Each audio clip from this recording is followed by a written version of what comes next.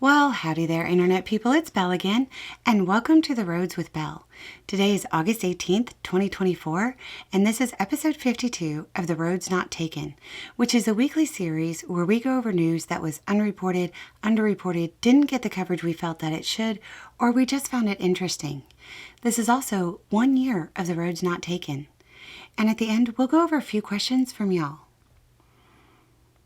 We're going to start with foreign policy. Iraq has postponed plans for U.S. withdrawal amid recent tensions.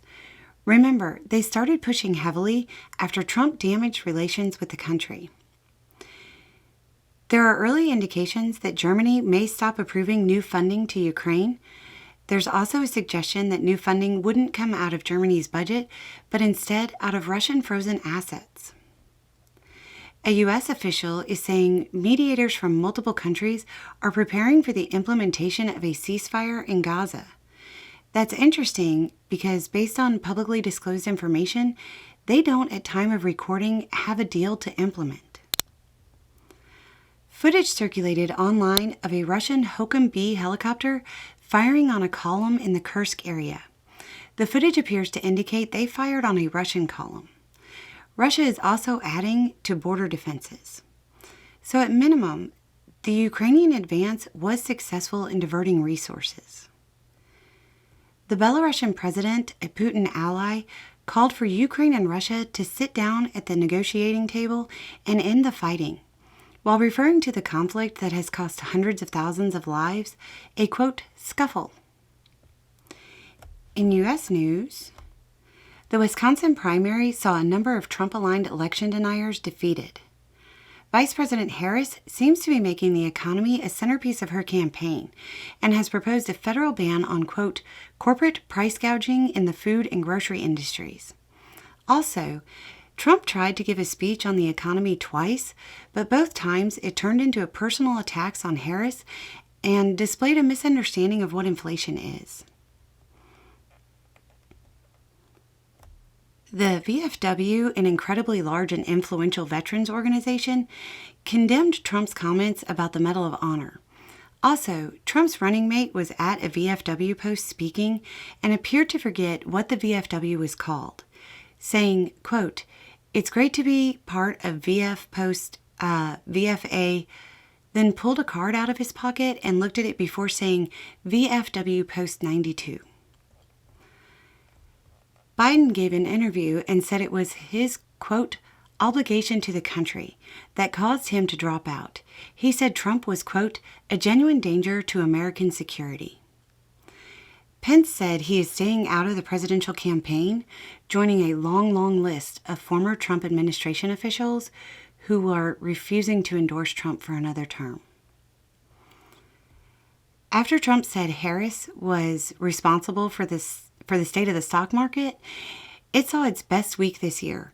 Retail sales saw an unexpected jump, cooling fears of recession after many cited the Psalm rule, and ignoring the woman behind the Psalm rule, telling them to chill out. Harris is now leading Trump in most swing state polls. In cultural news, the Drudge Report mocked Trump with a headline saying, "Hers is bigger than his," talking about crowd sizes, Harris and Trump. If you don't know, the Drudge is a pretty conservative figure. Trump's conversation with Musk touched on a lot of issues and led to an NLRB complaint. On the climate front, it was panned as, quote, the dumbest climate conversation of all time. Trump indicated he believed sea level rise wasn't really that big of an issue because it would lead to more oceanfront property. In science news, Senate Majority Leader Schumer indicated he would work to block any significant cuts to the CDC, an idea which seems to be gaining ground with some Republicans.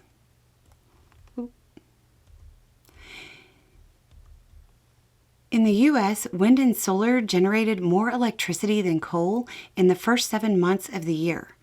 The trends are expected to continue, and the green energies are expected to generate more than coal for the whole calendar year.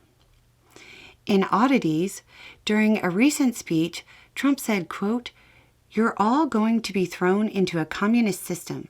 You will be thrown into a system where everybody gets health care. In related news, as of Saturday night, internet search trends show an increase in searches for communism all over the last few days. Maybe people really want health care. And for the Q&A, will piloted firefighter and bomber aircraft be replaced by drones and the like in our lifetime?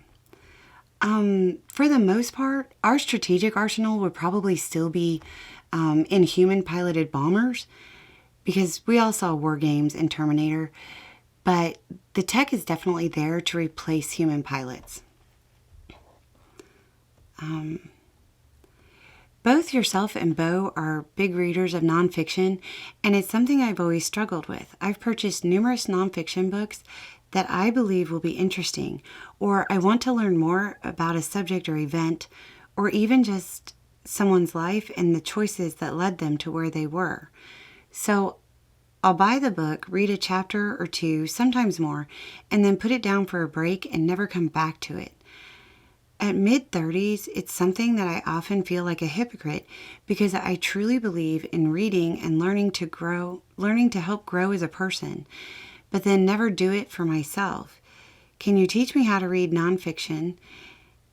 At the least, have you any tricks you think would be helpful?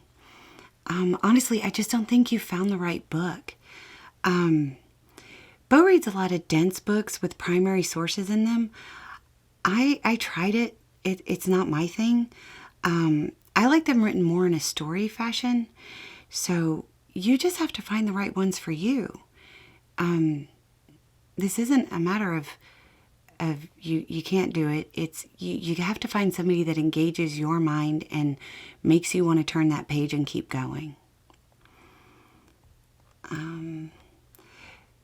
Bo would often say that he doesn't pay much attention to the polls at any given time. At what point do we pay attention to the polls? His normal response would be 90 days. The issue over the last few years is that he believes it's skewed more toward the conservative side. And unlike previous years, you can't accurately gauge how it's skewed.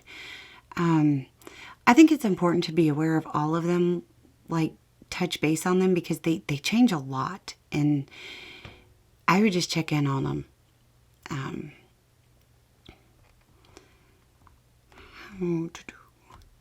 How do you talk to someone who believes that even the fact checkers are lying? Thanks. Don't send them to fact checkers. Pretend like you don't know either, and check it together. Look it up together. Bo did a fundraiser once for the Wolf Preserve in New York. In thanks, they posted a wolf howling on their social media. Did you know the wolf howling in the video was named Belle? I believe in signs. Okay, so the stuffed wolf's name is Belle. That makes a lot of sense, because when they were checking for these questions, they asked me, did I know the names of the stuffed animals? And I said, I know they have names, I don't know what they are. And now I realize they put it in here. So the wolf's name is Belle. And now I bet you the elephant's name is Bongo, because when we adopted the elephant in Africa, they sent us a thing. So the elephant's name is probably Bongo. So that's why they asked me that weird question. I was like, I know they have names. Anyway, so that looks like it. So there's a little more information, a little more context, and having the right information will make all the difference. Y'all have a good day.